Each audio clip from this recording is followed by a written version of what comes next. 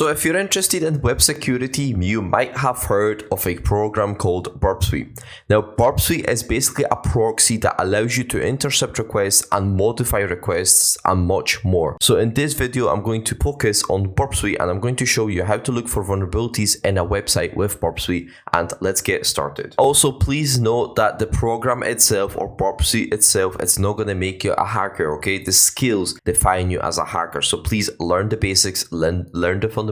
Okay, so let me just break this program down a little bit so you guys understand how this program works. Okay, so once you launch Burpsuite, all we have to do from here is I recommend coming to Proxy and Intercept. And now from here, if you press Intercept on and you open up a browser, right? So if you click this button, it should open up a browser. Then if you type in, for example, google.com, as you can see, obviously make sure the intercept is on, so it should be blue or highlighted blue. Okay, so the whole purpose of Burpsuite, or basically a proxy, is to allow us to intercept requests. Now, why is this important? Why is this significant? So if you actually look at the top request, right, it says HTTP request, get HTTP method, which is very important, and the URL. And then if you look at the bottom, it actually tells you what we're actually sending, right? So it says get, which is the root, the host, which is Google, cookies, and some additional headers. Now, if I send this to repeater, right, send, as you can see, we get a response from the web server. And what you should do is you should analyze what the HTTP response is. In this case, we can figure out a couple of things, right? So we can figure out content type, text HTML. We can figure out that the server is GWS, right? Also, I don't think I need to say this, but if you don't know what these are called HTTP headers. So for example, if you don't know what is host, if you don't know what is user agent and what does this mean, you need to go on Google and just research what are HTTP headers, how to handle HTTP headers, and what to do, because it is very important, especially in web security, that you understand how to handle or how to use HTTP headers. Okay, so this is my website, which I completely haven't vibe coded. This is absolutely written by me, which took me years to do, right? So please respect this design. Right, so let me actually show you how to use Burpsuite, okay? So if I press intercept on, let's actually send a request. So if I just log in with admin and password, what you'll get is you'll get basically a request with a post, HTTP method post. From here, right, as you can see, it has changed to post and /login. So if you access any URL, it'll actually show you right here. And from here, what we can see, there's two parameters, username and password, right? So obviously from here, what we could do, there's a couple things we could check. If it's an admin page, what you want to do is you want to check if there's basically any ALF bypass. If you can actually bypass the whole login page by accessing the dashboard or a profile or some kind of internal web page directly. Maybe they don't check if you're logged in, they just allow you access, right? These things happen all the time. Additional thing is we can test for SQL injection right here, right?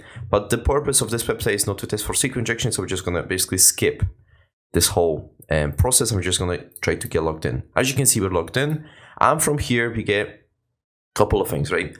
Now, what I like to do is whenever I'm testing, I like to just see what's in front of me. And then also once I get familiar what's in front of me, I like to see what's behind the page, right? So sometimes what you might get is you might get comments. One of my favorite bugs is when I found credentials hard-coded into the website, which were valid, right? So let me actually demonstrate what to do, right? So basically what we have here is we have an ID.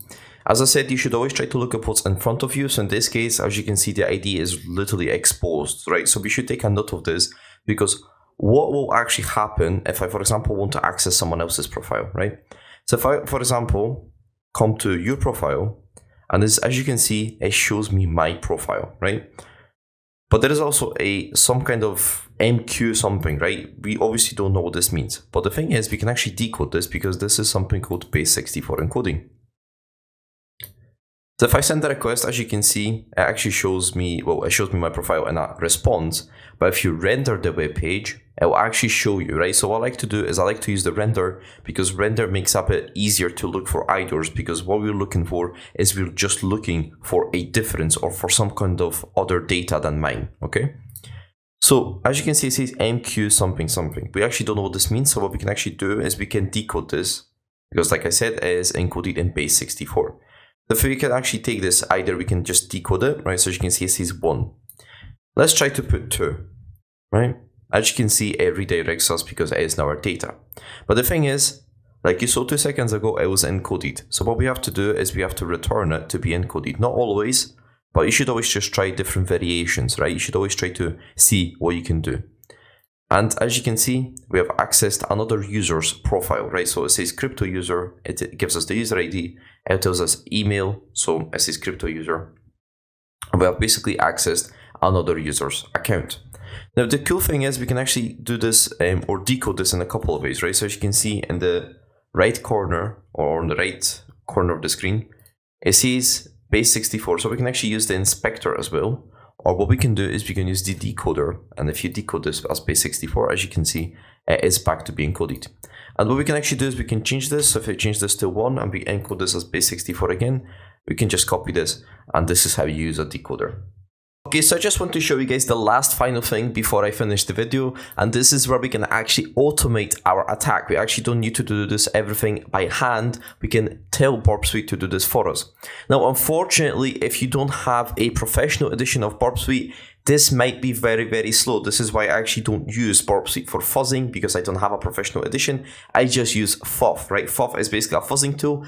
So if you're interested in learning how to use FOF, which is very, very important, I already have made a video about that. So make sure to check that in the description down below, right? So let me actually show you how to use the Intruder. Right, so I'm going to send my request to Intruder. And then from here, what we need to do is I basically need to do a couple of things. First of all, we need to specify our payload. So if you basically highlight it with your mouse, and then if you just add the dollars, I'm pretty sure they're dollars, whatever that is, I don't know. And then from here, we get a couple of things. We need to specify payload configuration and payload processing. So the first thing, I'm going to add by hand a couple of payloads. So, right, so as we know, the IDs are in numbers.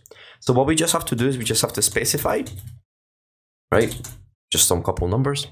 And then before I start, I cannot let this run, because if I run this, it will basically show us numbers, or it's going to enumerate numbers. What we need to do is we need to tell Burpsuite that we also want to encode this in base 64.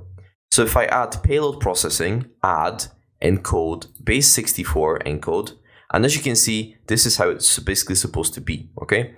And if I press start attack, as you can see, this is the following request, right? As you can see, it works. If I click response, as you can see, it actually shows us. So it says admin, and if I press on the second one, we get our crypto user, right? So this is our second user, and this is how you can actually automate stuff, right? I hope I clarified a lot of things. Obviously, this tutorial is not very long.